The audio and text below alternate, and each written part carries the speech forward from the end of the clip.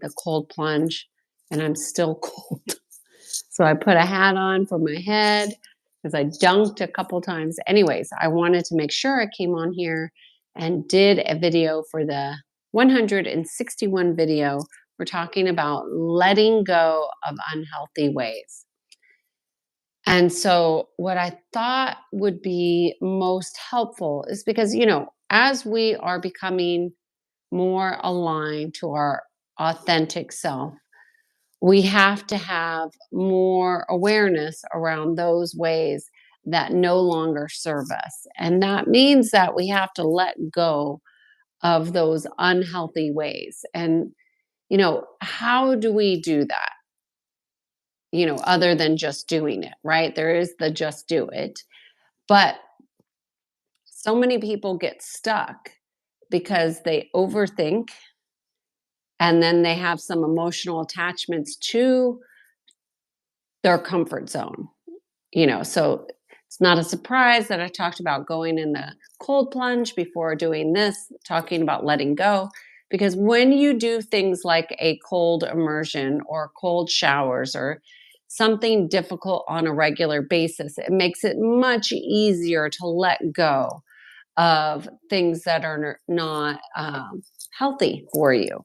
So letting go of unhealthy ways requires a level of acceptance that occurs in the heart so that you can have greater awarenesses and make new choices. So it's really not a complicated process, but it's a lack of doing the process that people get stuck. So they get stuck with, oh, I have an awareness, and awareness does not equal conscious choice.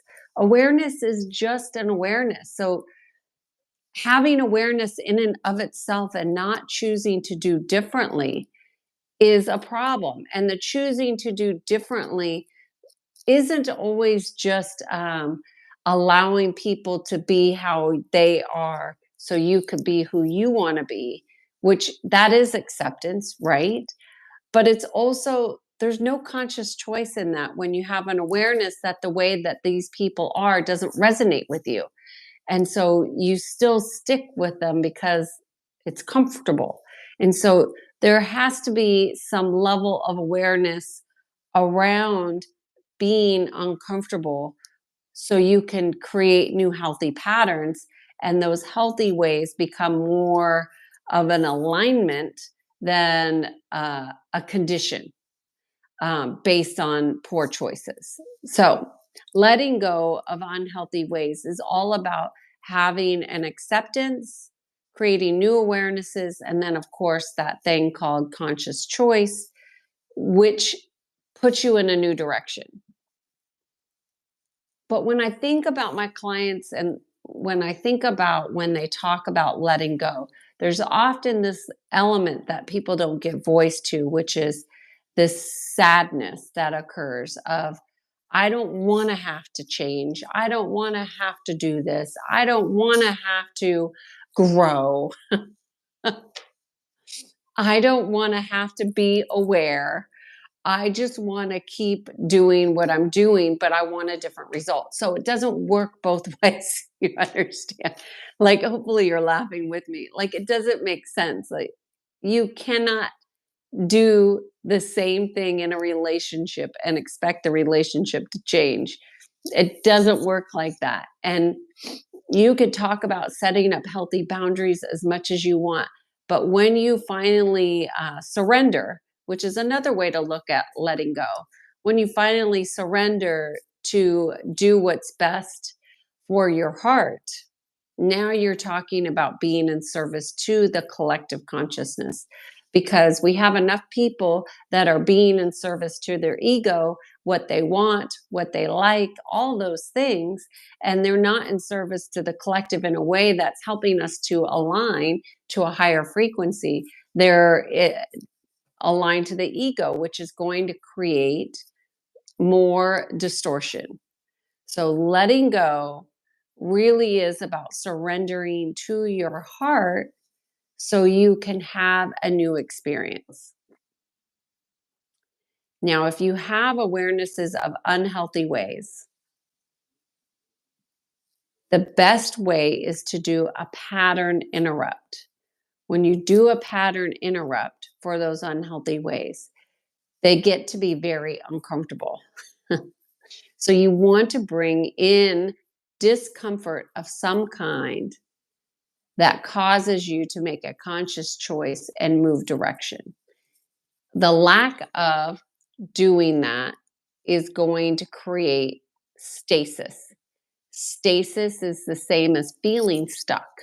You don't want that. When you are in a place of stasis within your body, it means you are lacking circulation, it means that we're having more inflammation, it means that we're having trouble with flow and circulation. So you really want to look at these aspects as not just being about a particular isolated situation, but more from the micro to the macrocosm, that like this situation is really just an indicator of what might be happening on a larger scale within your life. And that's why you want to look at unhealthy ways, because it's a lifestyle adjustment, not just about a choice. So it's actually quite complex, but it can be made easier if you just do one thing a day.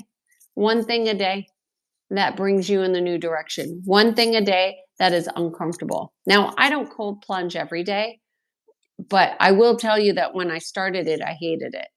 And it hurt so bad. It hurt so physically bad that I made myself do it every day because I knew that there was something really wrong for it to hurt that bad.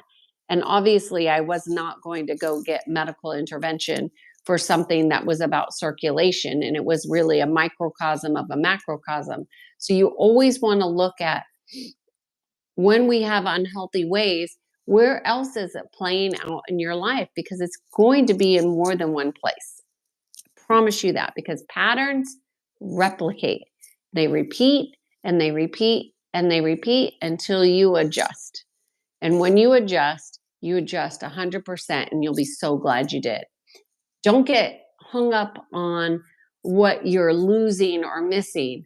Focus on the direction you're going from the unhealthy to the healthy aspect. If you focus on the unhealthy, you're going to get stuck, you're going to get in your head, and you're going to struggle. And then the unhealthy pattern will win out every single time because the focus is on the wrong area. Got to focus on a discipline of addressing the choice, not on the letting go of the issue. Hopefully that makes sense. Anyways, I hope you found this interesting and insightful. And I hope you go and do something by choice that creates discomfort so you break those patterns of comfort. Cheers to being in sync. I am Kiana Sage, and I guide people to peace. Have a great day.